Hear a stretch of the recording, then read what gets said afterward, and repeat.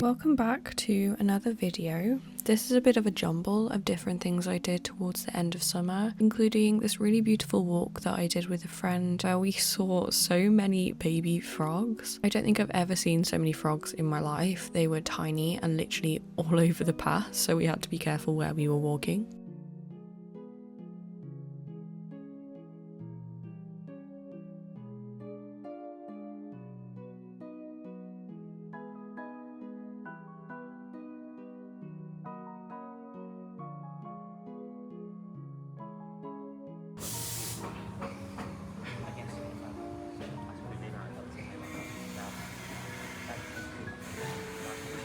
Not long after, I travelled up to Manchester for a day out, where I wandered around a few shops, got some coffee, and eventually headed over to the John Rylands Library.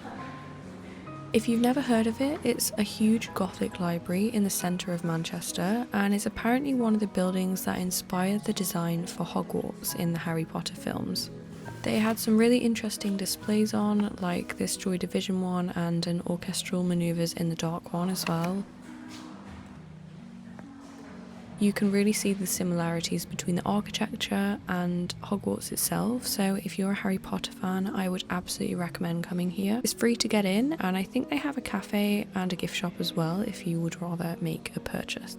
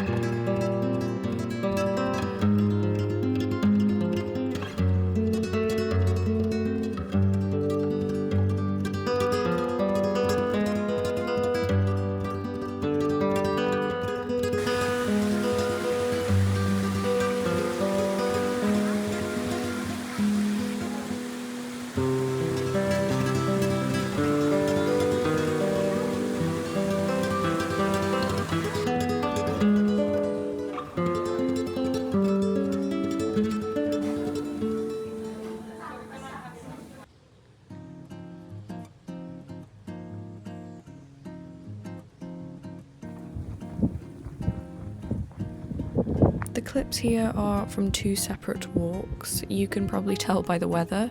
And here's a huge caterpillar that I found walking up to Stanage Edge. He was beautiful and I really hope no one stepped on him. My second hike of the month was near Wirksworth in the Peak District, so I had to stop by at this really good zero waste, plastic free shop because I needed a few items anyway. This was the biggest plastic free shop I have ever been to, and they had an amazing range, so I'd recommend checking them out if you're nearby. I also headed to a local independent makers kind of shop called Harlem, which had some beautiful ceramics and really cool wooden bowls.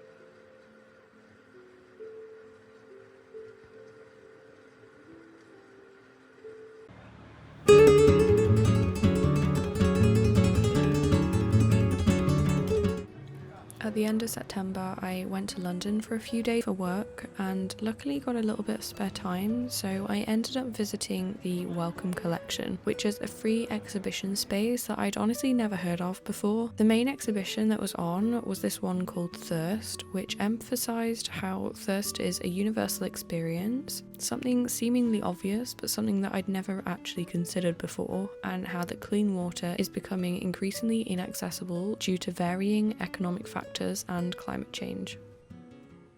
I like the idea that we could learn from the importance of water and its cyclical, healing nature, and the communities heavily associated with water, or the lack of, who create abundance from scarcity. Some of the imagery used in this exhibition felt so simple and human, which I found created a really nice sense of connectedness with an otherwise dark and gloomy topic of war and climate change. It served as a bit of a reminder that we are all one species and that we all have universal feelings and shared experiences that bring us together, while sharing this huge interconnectedness with nature that's easy to forget in a rapidly modernising, technologically driven world.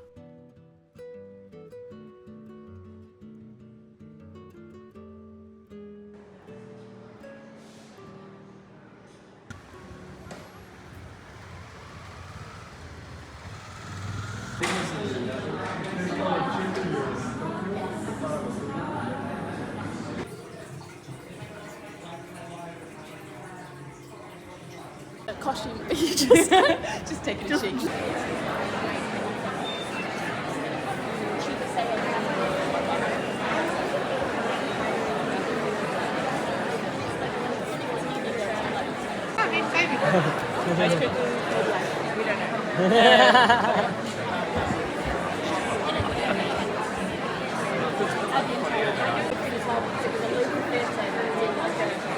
Where is it? So mine most local ones, and they were really great. They were really good. I was a hairline away from that looking so bad. Less chocolate. If I could go back, I would, but I can't. So I've just got to take it on the shoulders and look forward to the old technical. And then you can pick them up.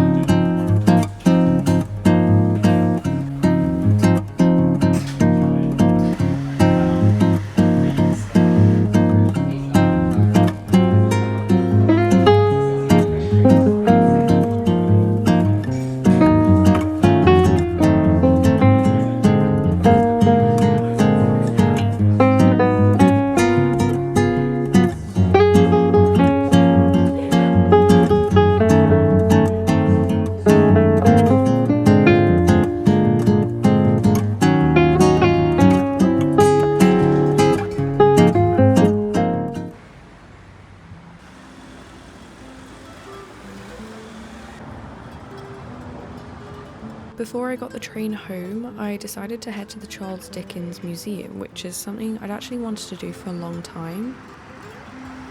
I first saw it on a Christmas programme that Miriam Margolyes made a couple years ago called Miriam's Dickensian Christmas or something like that, which is definitely worth a watch too if you're into that or if you just enjoy watching her, because I think she's hilarious. The museum is in central London and it was about £12 to get in. It's set in his former home on John Street and had a lot of the original furniture still in there, including the desk that he wrote some of his greatest works at. So if you're a bit of a nerd for books and history like me, I would definitely recommend it.